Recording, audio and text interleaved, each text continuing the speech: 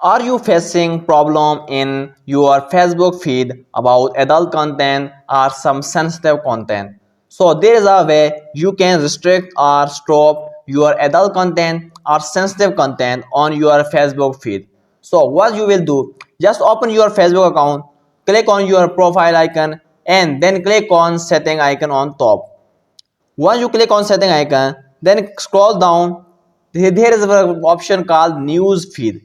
Just click on news feed.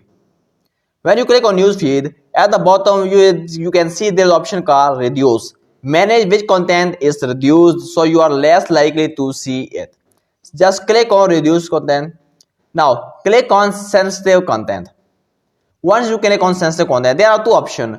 First one is reduce default. When you click on reduce default, then there is some content that might you can see on your Facebook feed. But if you want to completely stop or completely restrict such problematic content, then you have to select reduce more.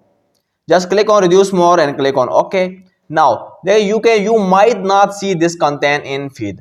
All the sensitive content, adult content and other some problematic content that you don't want to see will be reduced or stop or restrict permanently. So this is the way you can reduce or stop sensitive content on your Facebook feed.